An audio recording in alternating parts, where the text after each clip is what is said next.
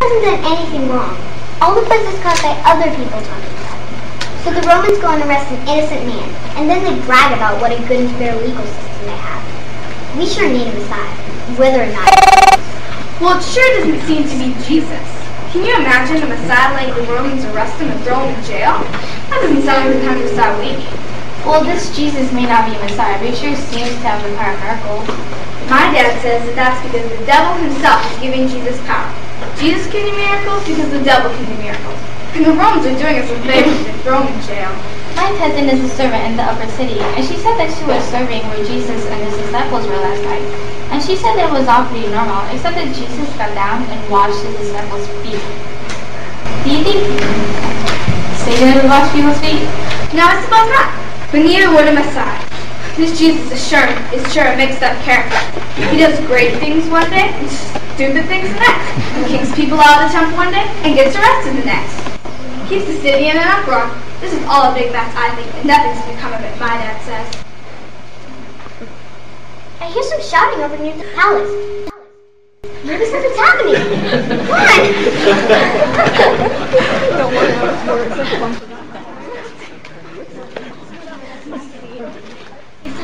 Why do you think they all wanted to kill him? I don't know. A week ago they were cheering and calling him the son of David. Why are they in such a big hurry to kill him? Why couldn't they just keep him in jail until the Passover is over? Why would they want to crucify somebody right before the Passover? That's disgusting. It's disgusting in any time of year, but it's a sick thing to do for the festival. The Romans are going too far this time. But those weren't Romans who were crying out for killing. Those were the Jews asking the Romans to kill a Jew. It isn't right, you know. It's awfully mixed up. Oh, people are scared. They've heard the talk in the streets. They've heard that there's a rebellion possible, and they're scared. They want Jesus to be killed so there won't be a riot and the Romans won't get mad and kill half the city. It's better that one man should die than the whole nation die. That's what I heard one of them say. Maybe so. But it's still disgusting the way the Romans hang up innocent Jews up on crosses all bloody and humiliated in pain. I think they just want to intimidate us all. No, They hate us. I think it's because they're scared of us. They know that there's a lot of guys who have swords hidden in their homes, just waiting for the day when the whole nation will rise up and get rid of him. I was hoping it would be this Jesus, but I guess it's not him. It's just a poor rabbi who have been made victim for everybody else. Oh, I just saw another one of those awful crucifixion parades. Some poor man had been beaten to a pulp, and he was bleeding so bad he couldn't even carry his own cross. They had to grab somebody else to do it.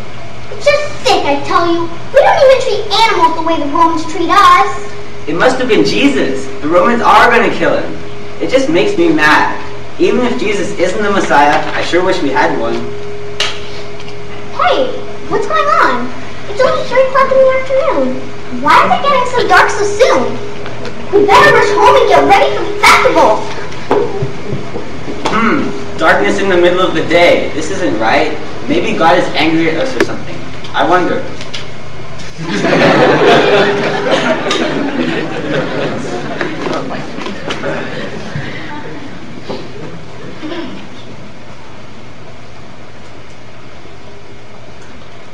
Well, things have calmed down a bit now. Last week was such an uproar with the arguments about Jesus and all. That crucifixion may have been a horrible sin, but at least the city is sort of back to normal now. Yes, the followers of Jesus aren't fighting at all. They're just mourning the death of their leader and getting the spices for his burial. Guess they're not the fighting type after all. Maybe it was just a big mistake. Big hullabaloo for nothing. It was nice of Joseph of Arimathea to donate his tomb. Maybe he was a secret follower. Or maybe he just wanted to take those dead bodies off the cross before the festival. Joseph was a good man, you know. He's done lots of nice things for poor people. He just wanted a festival. Yeah, but I've heard rumors. The Romans have put a guard at the tomb because they're afraid that somebody's going to steal the body. That's silly. Who would steal the body? Oh, some say that Jesus would come back to life again, so the Romans are afraid that his disciples might steal the body and claim that a great miracle has happened, that Jesus went to heaven in a chariot just like Elijah did. So they put a guard at the tomb just to be safe. Well, Jesus' disciples don't seem to be expecting him to come back to life. My aunt is one of his disciples, and she was busy last night preparing burial spices. They sure aren't in any mood to fight. They're sobbing. The men are in shock. Heads bowed low, shuffling their feet, hiding, afraid they'll be arrested themselves. That earthquake this morning must have frightened them real bad. Yeah, I suppose it shook them up. Okay, that was a bad joke. Why don't we talk about something else for a while? What about the festival? Yeah, why is this day more special than any other day? Because on this day, more than 1,000 years ago, God rescued us from the land of slavery, from the land of Egypt, and killed all the firstborns of the Egyptians and passed over the homes of our people. This day is to remind us that God rescued us from slavery in Egypt. Yeah, and now we're the slaves of the Romans in our own land. What good did that do us? We need another Passover, one where the Romans leave our land. Oh, there we are, talking about politics again. Messiah this, Messiah that. We all get our hopes up one day and the poor guy gets killed the next. All this talk isn't doing anybody any good. If God was going to send us the Messiah, he'd make sure the Messiah was successful. Our ancestors didn't have to fight the Egyptians. All they had to do was stand still and watch the salvation of the Lord. Moses did all the work. I suppose so. And just like our ancestors were slaves in Egypt for 400 years, we are serving the Romans here. And it hasn't been 400 years yet, so we have quite a few years to go. We might as well just get used to it. My dad says, if you can't beat them, join them.